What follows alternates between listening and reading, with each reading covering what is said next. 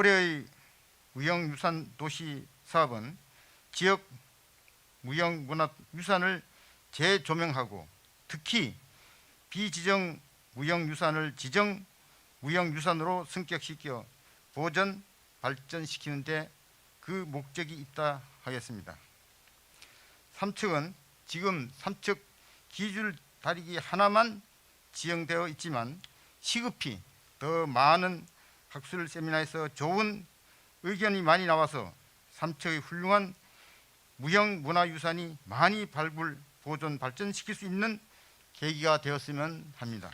오랜 세월 지역민들의 삶 속에 차곡차곡 쌓여온 다양한 무형유산을 체계적으로 기록하고 전승하기 위해 노력하고 있습니다. 또한 현재 추진 중인 죽서루 국보 승격과 삼척 도부 관아지 및 흥전리 사지에 대한 발굴과 사적 지정을 위해서도 최선의 노력을 다하고 있습니다. 이렇게 유형과 무형의 문화적 자산들이 쌓이게 되면 삼척시는 역사와 문화가 숨쉬는 품격 높은 문화도시로 도약하여 전통문화의 중심지로서 사람이 모이고 경제가 순환하는 살기 좋은 도시가 될 것이라 확신하며 이번 학술 세미나가 그 중요한 디딤돌이 되기를 바라겠습니다. 유형문화유산이 선조들의 기술과 지혜의 집약체라고 한다면 무형문화유산은 고도의 정신세계와 가치관이 함축된 우리 민족의 정체성이라고 하겠습니다. 무형문화유산의 가치를 공감하고 자긍심을 가지며 우리 후손에게 전하는 것이야말로 진정으로 의미 있는 일이라고 생각합니다. 독일의 대문호 게테는 가장 민족적인 것이 가장 세계적인 것이다 라는 말을 우리에게 남겼습니다. 최근 골목길의 전통 놀이문화를 소재로 한 오징어 게임 및 세계적인 선풍을 일으키고 있는데요. 우리의 불풀이 전통문화가 일상에서 사랑받고 전통과 현대를 아울러 세계의 문화로 나아가게 되었으면 하는 바람을 간절히 가져봅니다. 첫 번째는 재미있는 무형문화유산의 세계라는 주제로 광주교육대학교 교수님이신 최원호 교수님께서 재밌게 하나를 풀어주실 교육 프로그램 하나 있고요. 또 하나는 삼척 기줄 달리기에 대해서 그 영상 그 전에 했던 영상하고 이런 걸 보면서 재밌게 교육을 해주는 하나 프로그램이 하나 있고, 또 하나는 기줄 달리기 팔찌. 여기 보시면 지금 여기 보이시죠?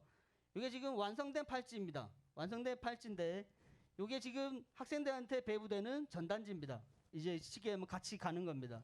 여기 팔찌고 지금 여기 안 나와 있지만 뒷면에는 팔찌 만드는 순서가 그림으로 다 그려져 있습니다. 그래서 이게 하나의 키트로 해서 키트로 배부가 됩니다. 저희 그 조비 농악은 그런 형태를 갖고 있지 않습니다. 그래서 영도권 농악에서만 볼 수 있는 특징이 아니고 삼척만이 갖고 있는 특징을 갖고 있는 농악이라고 할 수 있겠습니다. 그 다음에는 뭐 삼척 조비 농악의 종류, 복색, 뭐 깽가리 가락들이 나와 있는데요.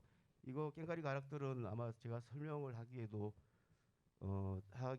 그렇고 들으셔도 아마 잘 모르실 것 같아서 제가 그 동영상을 준비한 걸 갖고 설명을 하면서 여기가 무슨 가락이고 어떤 게 특징이고 이런 거를 말씀을 드리도록 하겠습니다.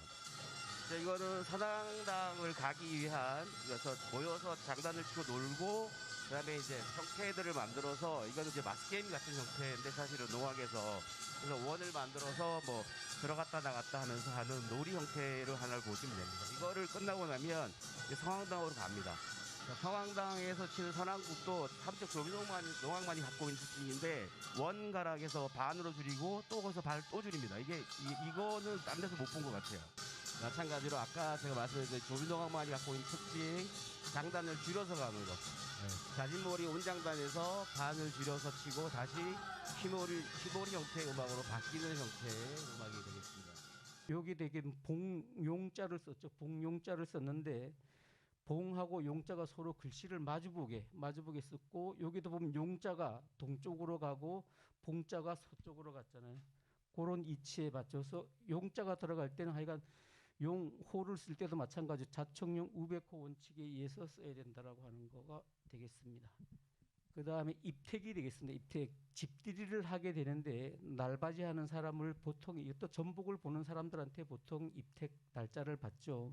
과거에는 마을 사람들 전체가 동원이 돼가지고 자발적으로 도와줬습니다. 그래서 이제 보통 이사할 때는 소 타고 물동이만은 반드시 가져갔습니다. 그래서 소튼 불하고 관련되는 거니까 또 재산하고 불같이 이르라고 하는 그런 의미가 있으니까요.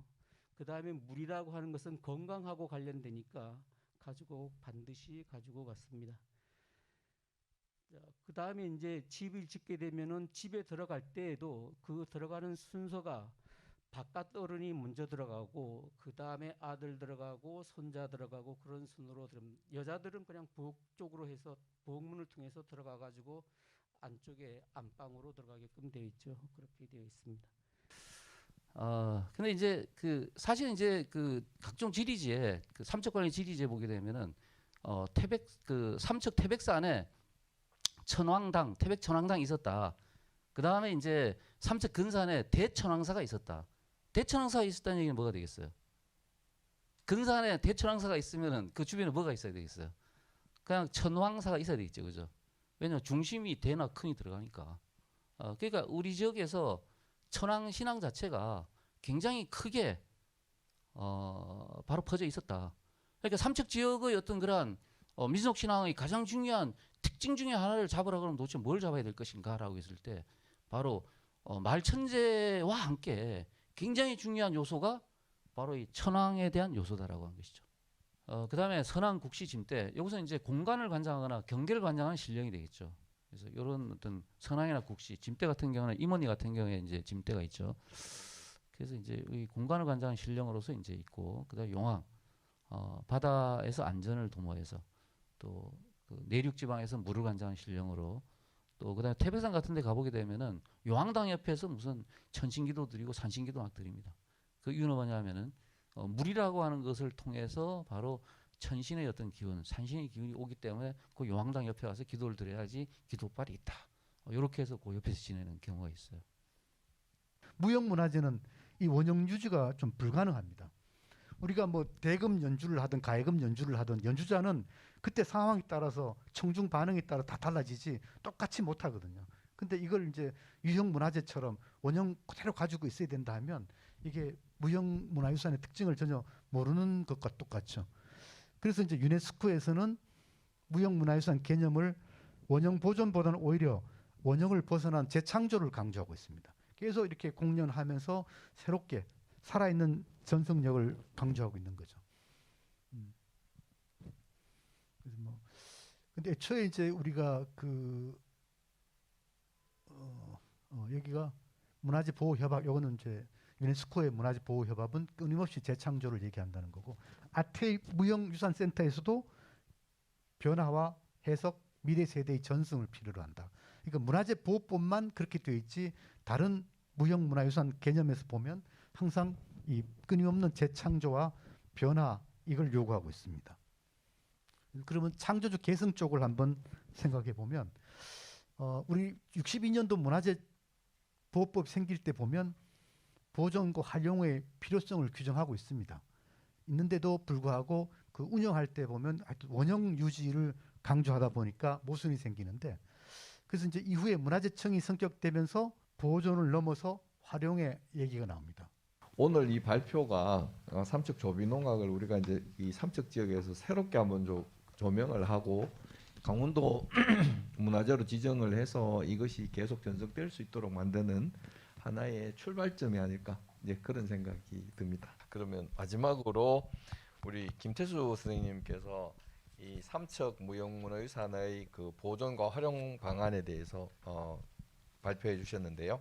여기에 대해서 이경화 동아시아 단호 문화연구소 책임연구원님께서 토론해 주시겠습니다. 네, 안녕하십니까, 이경화입니다. 김태수 박사님의 글 잘 읽었습니다.